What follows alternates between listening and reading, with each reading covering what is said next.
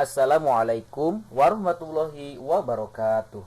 Pada video ini kita akan membahas mengenai materi kelas 4 subtema 3 lebih peduli terhadap makhluk hidup, subtema 2 keberagaman makhluk hidup di lingkunganku. Pada video ini kita akan mempelajari mengenai pembelajaran 6. Adapun materi yang akan dipelajari dalam pembelajaran 6 ini, yang pertama, membuat laporan hasil wawancara. Yang kedua, hak dan kewajiban terhadap hewan di sekitar. Sikap yang dikembangkan pada pembelajaran 6 ini, yang pertama, gemar membaca. Kedua, timbul rasa ingin tahu. Yang ketiga, komunikatif. Sebelumnya, marilah kita berdoa terlebih dahulu. Kita berdoa dengan membacakan doa sebelum belajar. A'udzu billahi minasyaitonir rajim. Bismillahirrahmanirrahim.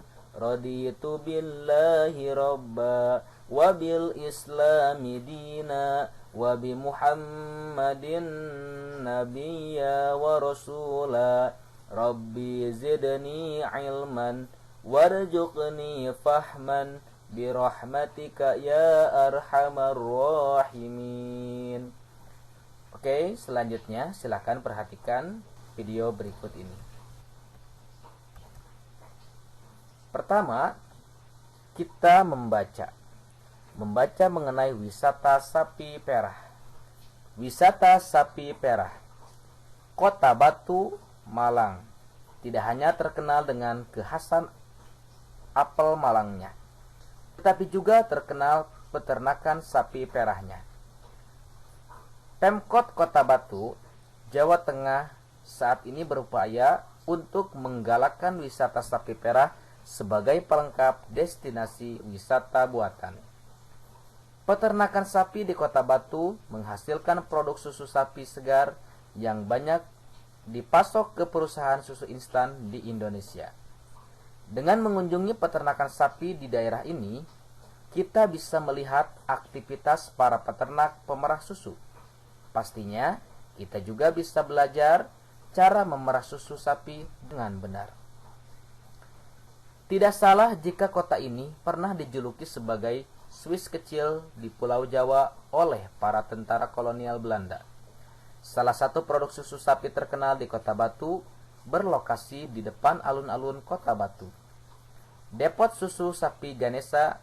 Menurut karyawan yang bekerja di depot susu tersebut, tempat tersebut telah beroperasi sejak tahun 1986.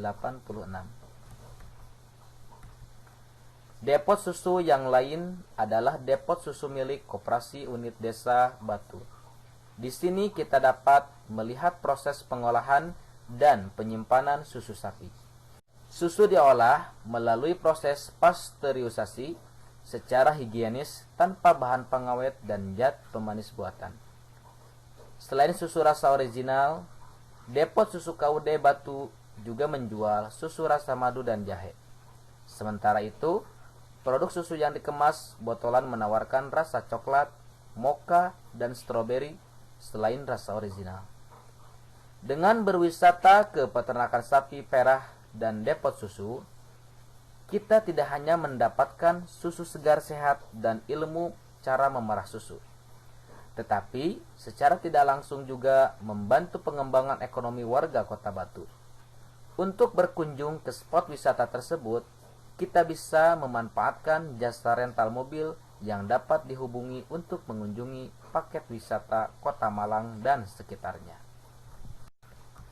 Selanjutnya, dari teks di atas kita temukan hal-hal yang disampaikan dalam teks. Yang pertama, Pemkot Kota Batu, Jawa Timur saat ini berupaya untuk menggalakkan wisata sapi perah sebagai pelengkap destinasi wisata buatan. Kemudian, peternakan sapi di Kota Batu menghasilkan produk susu sapi segar yang banyak dipasok ke perusahaan susu instan di Indonesia.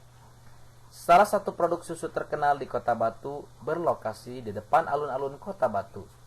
Tempat tersebut telah beroperasi sejak tahun 1986.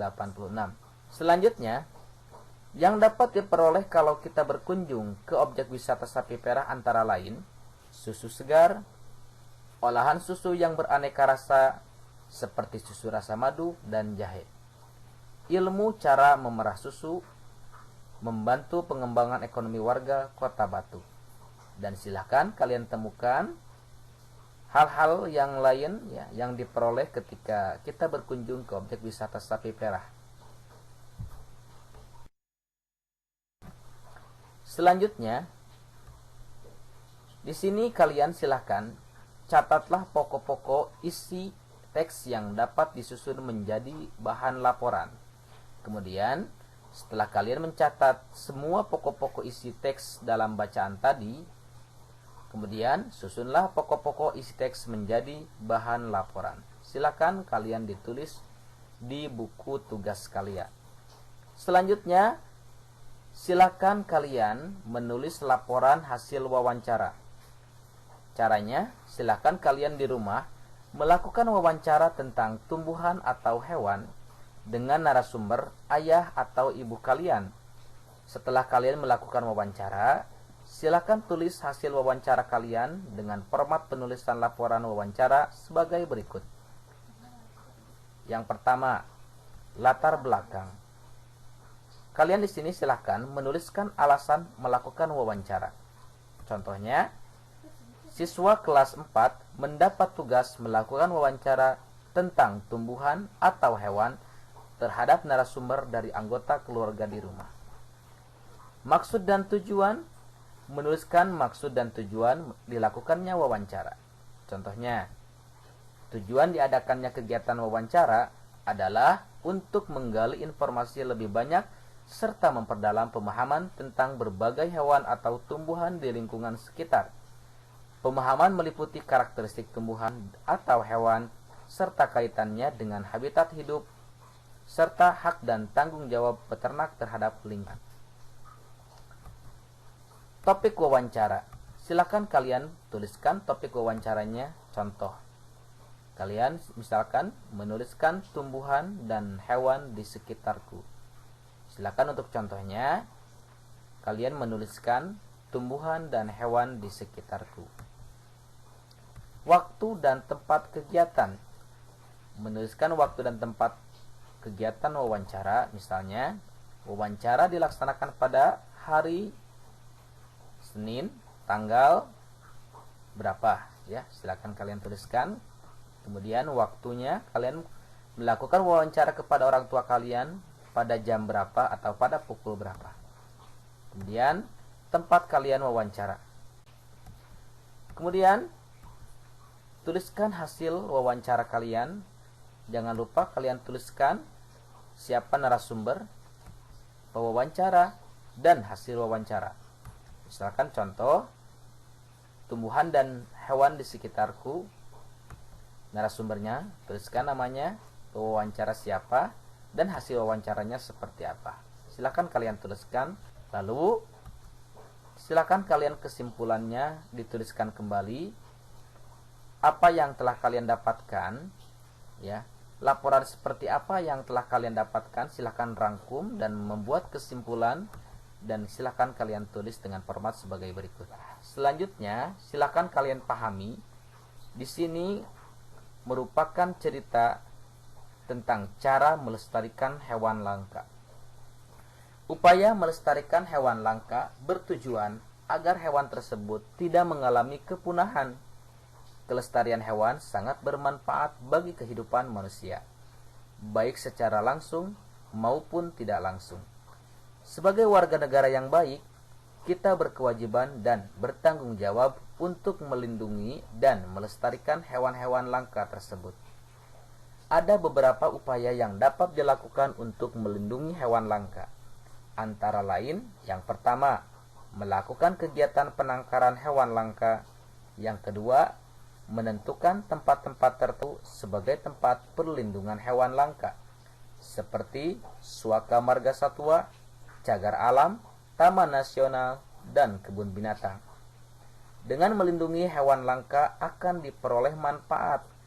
Antara lain, yang pertama, menjaga keseimbangan ekosistem agar kehidupan makhluk di muka bumi tetap berjalan dengan baik, melestarikan keanekaragaman hayati yang bermanfaat bagi ilmu pengetahuan masyarakat, memenuhi kebutuhan hidup masyarakat seperti kebutuhan bahan pangan dan obat-obatan.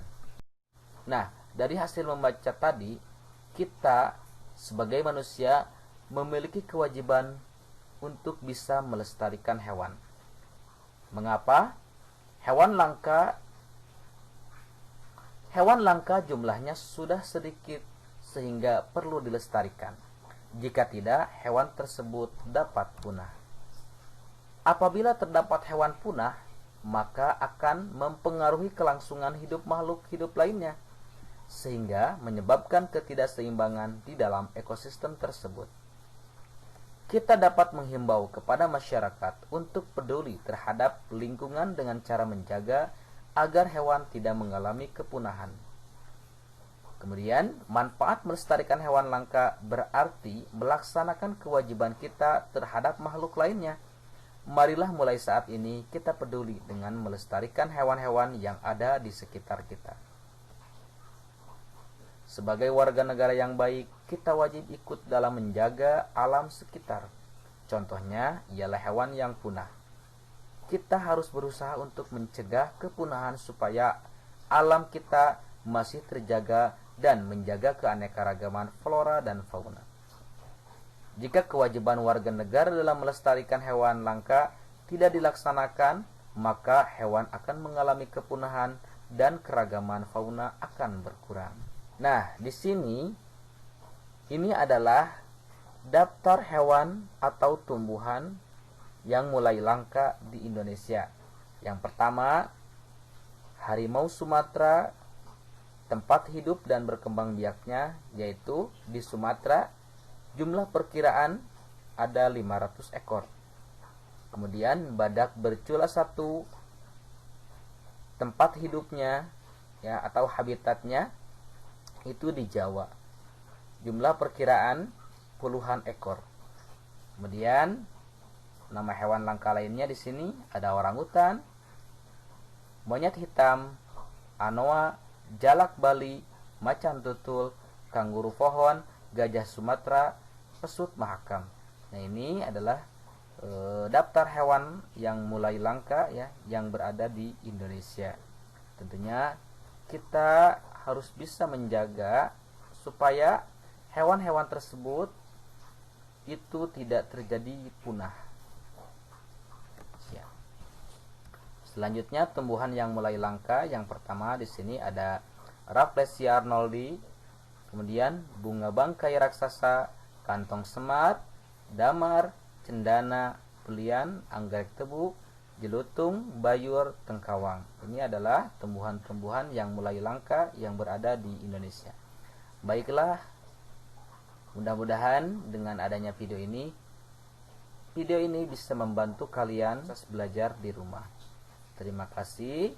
Mudah-mudahan video ini sangat bermanfaat. Assalamualaikum warahmatullahi wabarakatuh.